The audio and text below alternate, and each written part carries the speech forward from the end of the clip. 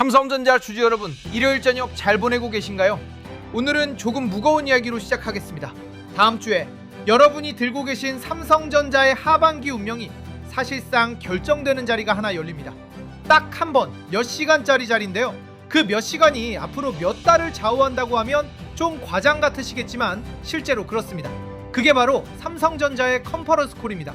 1년에 4번밖에 없는 자리예요. 이 몇 시간 동안 나오는 말들이 앞으로 몇 달간 삼성 주가가 어디로 갈지를 정합니다. 그런데 많은 분들이 이 자리를 그냥 흘려보내십니다. 그냥 뉴스에 나오는 숫자만 보고 넘어가시는 거죠.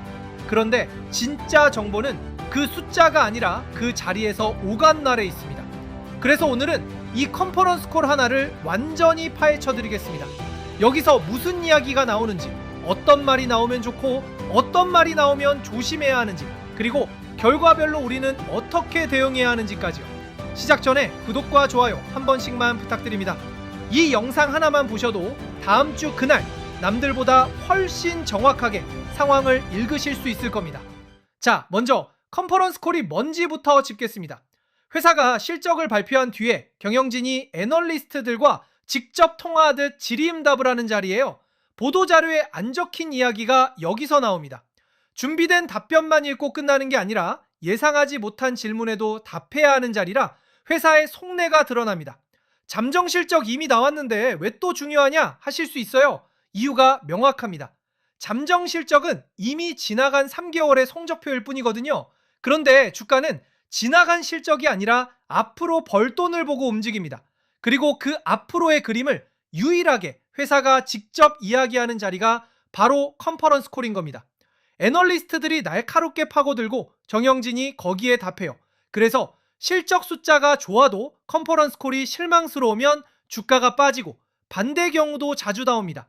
그래서 실적 발표 당일보다 컨퍼런스 콜 직후에 주가가 더 크게 움직이는 일이 자주 벌어집니다. 실제로 시장에서는 이런 말이 있습니다. 실적은 이미 알고 있던 것이고 컨퍼런스 콜이 진짜 뉴스라고요. 그만큼 이 자리가 갖는 무게가 큽니다. 그러니 다음 주 그날 뉴스 헤드라인의 숫자만 보고 판단하지 마시고 어떤 말이 나왔는지를 보셔야 해요. 자, 그럼 이번 컨퍼런스 콜에서 나올 핵심 쟁점을 3가지로 정리해드리겠습니다. 이 3가지에 대해 회사가 뭐라고 하는지만 들으시면 됩니다. 첫 번째 쟁점은 HBM입니다. AI를 돌리는데 꼭 필요한 고성능 메모리인데요. 삼성은 세계 최초로 차세대 HBM4를 양산해 엔비디아에 공급하기 시작했습니다. 한때 이 분야에서 뒤처졌다는 평가를 받았는데 이제는 앞서가고 있는 거예요. HBM은 지금 반도체 업계에서 가장 비싸고 가장 귀한 제품이라 이 하나만으로도 회사의 이익 구조가 달라집니다. 여기서 들어야 할 건 이겁니다. HBM 매출이 얼마나 빠르게 늘고 있는지, 그리고 하반기에 얼마나 더 늘어날 걸로 보는지예요. 이 숫자가 시장 예상보다 크면 강력한 호재가 됩니다. 반대로 애매하게 넘어가면 시장이 실망할 수 있어요. 두 번째 쟁점은 파운드리입니다. 반도체를 대신 만들어주는 사업인데 그동안 적자로 회사 이익에 발목을 잡아왔어요. 그런데 지금 이 사업에 세계적인 AI 기업들이 몰려오고 있습니다.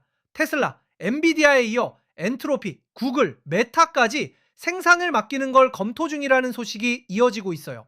세계적인 기업들이 앞다투어 삼성에 일감을 맡기려 한다는 것 자체가 기술력에 대한 신뢰를 보여주는 겁니다.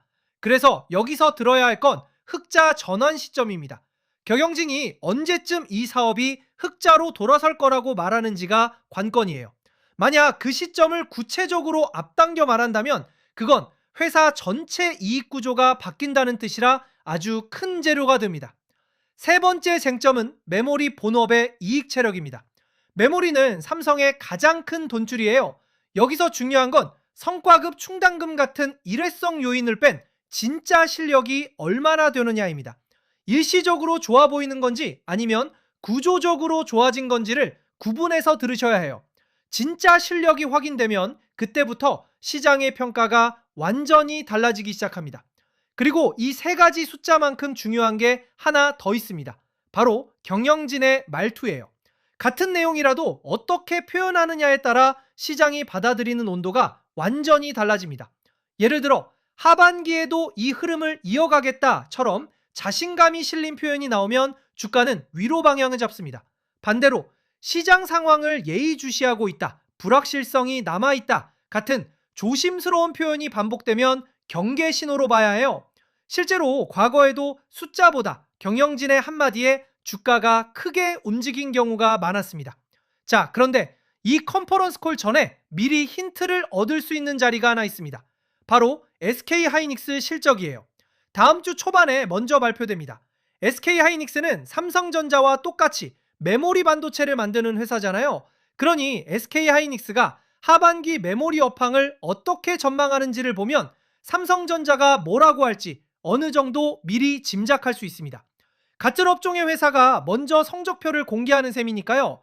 그래서 이날 하나만 잘 봐도 다음 주 전체의 분위기를 미리 가늠할 수 있습니다. 그리고 다음 주 중후반에는 미국에서 마이크로소프트, 메타, 애플, 아마존 같은 빅테크들이 줄줄이 실적을 내놓습니다. 여기서 볼 건 딱 하나, AI 설비 투자 계획이에요. 이들이 AI에 쓸 돈을 유지하거나 늘린다고 하면 그 수요가 결국 삼성 메모리로 흘러들어옵니다. 이 회사들이 쓰는 돈의 규모는 상상을 초월하는데 그 상당 부분이 결국 반도체를 사는 데 쓰입니다. 그러니까 다음 주 순서는 이렇게 정리됩니다. 초반에 SK하이닉스가 업황의 방향을 먼저 보여주고, 중반에 삼성전자 컨퍼런스 콜에서 결정적인 그림이 나오고, 중후반에 빅테크들이 그 그림을 뒷받침하거나 흔드는 겁니다. 자, 이제 오늘의 가장 실용적인 부분입니다. 결과별로 우리가 어떻게 대응해야 하는지를 미리 정해두겠습니다. 이걸 미리 생각해 두시면 그날 감정에 휘둘리지 않고 움직이실 수 있어요. 먼저 컨퍼런스 콜이 기대 이상으로 좋게 나오는 경우입니다. HBM 매출이 빠르게 늘고 파운드리 흑자 시점이 앞당겨지고 경영진이 자신감을 보이는 상황이죠. 이때 가장 흔한 실수가 뭔지 아세요? 흥분해서 한 번에 몰아서 하는 겁니다. 사람 심리가 그렇습니다. 좋은 소식을 보면 지금 안 사면 못 칠 것 같은 조급함이 생기거든요. 좋은 소식이 나온 날은 이미 주가가 크게 올라 있는 경우가 많아요. 거기서 급하게 올라타면 다음날 차익 실현 매물에 빌려 또 물릴 수 있습니다. 그러니 좋게 나와도 한 박자 쉬고 나눠서 접근하세요. 좋은 회사는 하루 만에 끝나는 게 아니라 몇 달, 몇 년에 걸쳐 오릅니다. 다음은 애매하게 나오는 경우입니다. 숫자는 나쁘지 않은데 경영진이 신중한 톤을 유지하는 가장 흔한 시나리오예요. 이때는 시장도 방향을 못 잡고 며칠 출렁일 가능성이 큽니다. 이런 구간에서는 무리하게 베팅하지 마시고 다음 이벤트인 빅테크 실적까지 기다리시는 게 낫습니다. 마지막으로 기대에 못 미치는 경우입니다. 이때가 진짜 중요해요. 실망스러운 발표가 나오면 주가가 단기적으로 흔들릴 수 있습니다. 그런데 여기서 공포에 휩쓸려 바닥에 던지는 게 가장 뼈아픈 실수예요. 실망스러운 소식이 나온 날은 대개 그날이 가장 감정적인 날이기도 합니다. 왜냐하면 컨퍼런스 콜 한 번이 회사의 모든 걸 결정하는 게 아니거든요. 한 분기의 전망이 신중했다고 해서 세계 최초로 HBM4를 만들고 빅테크를 고객으로 두면 회사의 가치가 사라지는 건 아닙니다. 그럴 때일수록 회사의 본질을 보셔야 합니다. 그럼 그 본질이 뭐냐? 지금부터 짚어드리겠습니다. 결론부터 말씀드리면 삼성전자는 오히려 역대급입니다.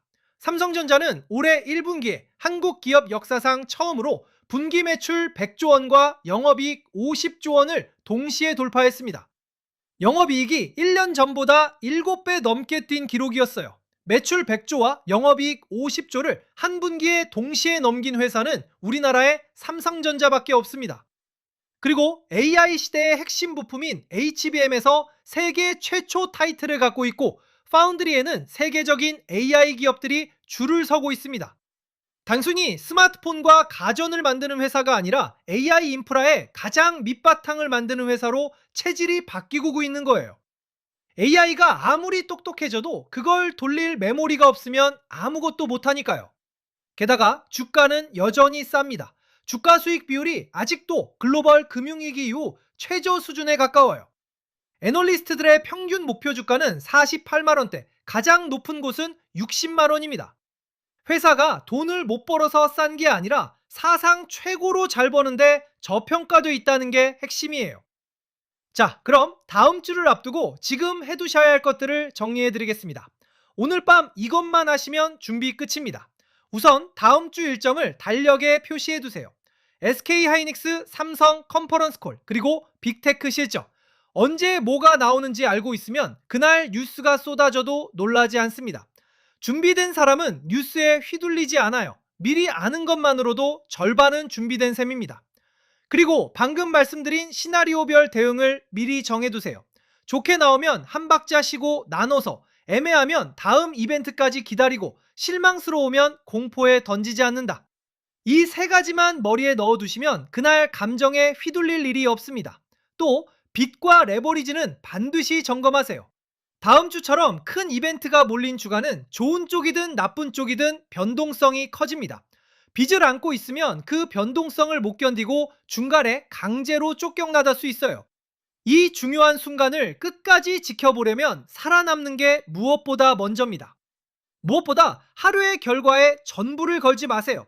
컨퍼런스 콜은 분명 중요하지만 그 하나로 회사의 미래가 다 정해지는 건 아닙니다. 시장에서 오래 살아남는 사람은 하루를 마치는 사람이 아니라 큰 흐름을 읽고 차분히 기다리는 사람이에요. 하루의 결과보다 그 결과가 쌓여 만드는 방향이 훨씬 중요합니다. 혹시 이런 경험 있으신가요? 내가 사면 그날부터 귀신같이 떨어지고 며칠 버티다 지쳐서 팔면 그때부터 쭉쭉 올라가는 거예요. 마치 시장이 내 계좌를 들여다보고 있는 것처럼요. 나만 이런가 싶으시죠? 아닙니다. 개인 투자자라면 거의 다 겪는 일이에요. 그리고 여기엔 분명한 이유가 있습니다. 제가 이 얘기를 자신 있게 하는 이유가 있어요. 저도 여러분과 똑같았거든요. 아니, 더 심했습니다. 저는 주식을 하면서 정말 크게 잃어본 사람이에요. 오를 거라 확신하고 들어갔다가 반토막이 나고 손절도 못하고 버티다 계좌가 녹아내리는 그 고통. 밤에 잠 못 자고 차트만 들여다보던 그 시간을 저도 다 겪었습니다. 내가 사면 왜 떨어질까를 수도 없이 자책했죠. 그런데 그렇게 크게 잃고 나서야 깨달은 게 있어요. 내가 사면 떨어지고 팔면 오르는 건 내가 운이 없어서가 아니라 늘 남들이 다 사고 난 뒤에 뒤늦게 따라 들어가고 남들이 던질 때 같이 공포에 팔았기 때문이라는 거예요. 결국 기준 없이 감정으로만 움직였던 겁니다. 그걸 깨닫고 나서 대응하는 방법을 하나씩 바꿔가자. 그제야 큰 수익도 볼 수 있었어요. 잃어본 사람만이 아는 실전 감각이 그때 생긴 겁니다. 그래서 이번에 제가 그동안 잃고 벌면서 몸으로 배운 모든 노하우를 딱 2가지 주제로 정리했습니다. 상승장에서 수익을 내는 방법, 그리고 하락장에서 대응하는 방법이에요. 상승장 파트에서는 시장이 오를 때 돈이 어디로 몰리는지 그 주도 흐름을 읽는 법을 담았습니다. 상승장이라고 모든 종목이 똑같이 오르는 게 아니거든요. 자금이 특정 업종으로 쏠리며 그 흐름이 시장을 끌고 가는데 이걸 못 읽으면 이미 다 오른 걸 뒤늦게 잡게 됩니다. 그래서 주도 섹터를 구분하는 법, 상승 초입과 끝물을 가려내는 법, 그리고 수익 구간에서 어디서 덜어내야 다시 물리지 않는지 그 익절의 기준까지 정리했어요. 제가 익절을 못해서 수익을 다 반납해본 경험에서 나온 것들입니다. 하락장 파트에서는 빠지는 장에서 무엇을 지키고 무엇을 준비해야 하는지를 담았습니다. 무너지는 시장에서 무리하게 버티다 반대 매매까지 몰리는 걸 피하는 법, 내가 물린 종목이 회사가 나빠져 빠진 건지 시장에 휩쓸려 눌린 건지 구분하는 법, 그리고 하락장 끝에 반드시 오는 반등을 남들보다 먼저 알아채고 준비하는 법까지.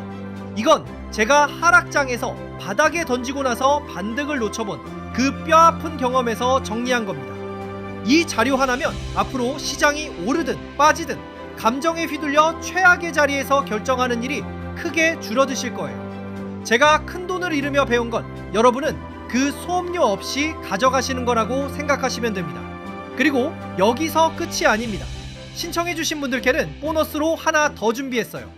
일주일 동안 매일 아침장이 열리기 전에 그날 반드시 체크해야 할 상황을 정리해서 보내드립니다. 간밤에 미국 증시와 반도체 지수는 어땠는지, 환율과 유가는 어느 방향인지, 오늘 시장에 영향을 줄 이슈나 일정은 없는지, 여기에 지금 자금이 몰리는 주도 업종 흐름까지 딱 정리해서 출근길에 3분이면 훑을 수 있게 보내드릴 거예요. 상승장, 하락장 대응법으로 큰 기준을 잡으시고 일주일간 매일 아침 시장을 체크하며 그 기준을 실전에 적용해보는 겁니다. 자료만 받고 끝나는 게 아니라 일주일 동안 매일 시장을 함께 읽으며 몸에 익히는 구조인 거죠. 분명히 말씀드리는데 오직 여러분이 스스로 시장을 읽고 판단하는 힘을 길러드리는 자료입니다. 받는 방법은 간단합니다. 먼저 구독과 좋아요를 눌러주세요. 이 자료는 채널과 함께 성장해 나가기 위해 실제 구독자분들께 드리고 있거든요. 그 다음 댓글에 구독 완료라고 남겨주시고 설명란이나 고정 댓글에 공식 링크로 신청해 주시면 됩니다. 신청 전에 딱 하나만 당부드릴게요. 이 자료는 여러분과 제 채널이 같이 성장하기 위해 만든 만큼 실제 구독자분들에게만 제공을 드리고 있습니다. 그래서 자료 전달차 잠깐 연락을 드려도 광고나 스팸으로 오해하시고 안 받아가시는 분들이 계시는데요. 이것만 기억해 주세요. 구독과 좋아요 눌러주신 후 자료 신청을 해주셨다면 한 분 한 분 연락드려 자료 전달과 사용 방법까지 간단하게 안내 드릴 테니 걱정 마시고 조금만 기다려주세요. 신청해주신 그 창구로 상승장, 하락장 대응 자료와 일주일 아침 브리핑을 바로 받아보실 수 있게 안내해 드릴게요.